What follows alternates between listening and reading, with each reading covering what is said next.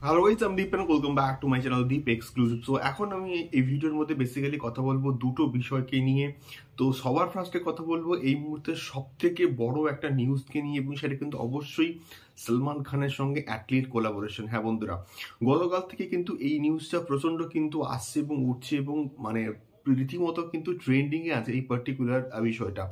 আমরা এটা কিন্তু মোটামুটি জানি যে অ্যাটলি এসআরকে কে কিভাবে প্রেজেন্ট করেছে মাসি ওয়েতে, কমার্শিয়াল ওয়েতে। তো এবারে কিন্তু অ্যাটলি কোলাবোরেশন করছে আমাদের সলমান খানের সঙ্গে, আমাদের ভাইজানের সঙ্গে। তাহলে এবার জাস্ট ভাবো অ্যাটলি সলমান খানকে কিভাবে প্রেজেন্ট করবে। বাট এটা মোটামুটি কনফার্ম যে অ্যাটলি সম্ভবত সলমান খানের এই প্রজেক্টটার ডিরেকশন দেবেন না। অ্যাটলি কিন্তু এই প্রজেক্টটার গল্পটা কিন্তু লিখবেন। সো এই গল্পটা কি হতে চলেছে, এবং এটা কিন্তু হচ্ছে দাবাং 4। হ্যাঁ বন্ধুরা, দাবাংয়ের একটা সিকুয়েল বা স্পিন অফ যাই হোক না কেন, দাবাং 4-এর যে গল্পটা, এটা কিন্তু মোটামুটি লিখতে চলেছে হচ্ছে অ্যাটলি। এবারে দেখা যাক এই প্রজেক্টটা অ্যাকচুয়ালি কেমন হয়। মানে আমরা প্রত্যেকে জানি যে অ্যাটলি যেভাবে হিরোদেরকে প্রেজেন্ট করে, যেভাবে গল্প লেখে বা যেভাবে গল্প ক্র্যাক করে, আমরা এটা কিন্তু মোটামুটি জানি যে আমাদের জওয়ানের ক্ষেত্রে যেভাবে গল্পটা এন্ডিং হয়, যেভাবে গল্পটা শেষ হয়, মানে এইভাবে গল্পটা ক্র্যাক করাটাও কিন্তু বিশাল বড় একটা ব্যাপার। তো সেক্ষেত্রে আশা করছি দাবাং 4-এর যে গল্পটাও কিন্তু মানে প্রচন্ড ভালো হবে, এবং অ্যাটলি এই প্রজেক্টটার সঙ্গে কিন্তু জুড়ে থাকবে, বাট ডিরেকশন কিন্তু দেবে না, গল্পটা লিখবে এবং প্রডিউসও কিন্তু করতে পারে। দেখা যাক এই প্রজেক্টটা অ্যাকচুয়ালি কেমন হয়। আমার তো প্রচন্ড আশা আছে, যেহেতু অ্যাটলি এই প্রজেক্টের সঙ্গে সঙ্গে যুক্ত আছে, এবং অ্যাটলির সঙ্গে সলমান খানের কিন্তু মিটিংও কিন্তু হয়েছে। দেখা যাক এই প্রজেক্টটা অ্যাকচুয়ালি কেমন হয়।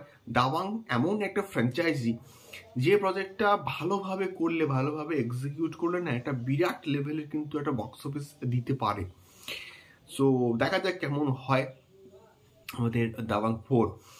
তো দ্বিতীয় আপডেটটাও কিন্তু বিরাট বড় একটা আপডেট, এবং এটা কিন্তু অবশ্যই এসআরকে উইথ শঙ্কর। হ্যাঁ বন্ধুরা, এসআরকের সঙ্গে শঙ্করের একটা কিন্তু ছবি নিয়ে মোটামুটি কথাবার্তা চলছে। এবারে দেখা যাক এই পার্টিকুলার প্রজেক্টটা হয় কিনা, এবং রোবটের সময়ও কিন্তু অ্যাপ্রোচ নাকি করেছিল আমাদের শঙ্কর এসআরকে, এবং কোনো কারণের জন্য হয়তো এই প্রজেক্টটা হয়নি করা। কিন্তু এখন কথা হচ্ছে অ্যাটলি যেভাবে এসআরকে কে প্রেজেন্ট করেছে, আমরা প্রত্যেকেই জানি জওয়ানে। সো অ্যাটলি কিন্তু বহুদিন অ্যাসিস্ট্যান্ট ডাইরেক্টর হিসেবে কিন্তু ছিল শঙ্করের। তাহলে ভাবো শঙ্কর কিভাবে এসআরকে কে প্রেজেন্ট করবে, গল্পের প্লট, গল্পের ডেপথ অ্যাকচুয়ালি মানে কেমন হবে। আমি চাই এই প্রজেক্টটা হোক, এবং শঙ্কর এসআরকে কে এমন ভাবে প্রেজেন্ট করুক যাতে করে বক্স অফিস ব্লাস্ট হয়ে যায়। এবং দেখা যাক, মানে শঙ্কর মানে অলওয়েজ কিন্তু সায়েন্স ফিকশন প্রজেক্ট, এইরকম প্রজেক্টে কিন্তু ম্যাক্সিমাম বেশি কাজ করেন। দেখা যাক এই প্রজেক্টটা অ্যাকচুয়ালি কেমন হয়, বা আদৌ হয় কিনা। হলে তো আমি প্রচন্ড মোটামুটি খুশি হব। সো এটাই ছিল মেনলি দুটো আপডেট। তোমাদের কি মতামত আমাকে অবশ্যই কিন্তু কমেন্ট করে শেয়ার করতে পারো। দেখা হচ্ছে পরবর্তী ভিডিওতে। টাটা।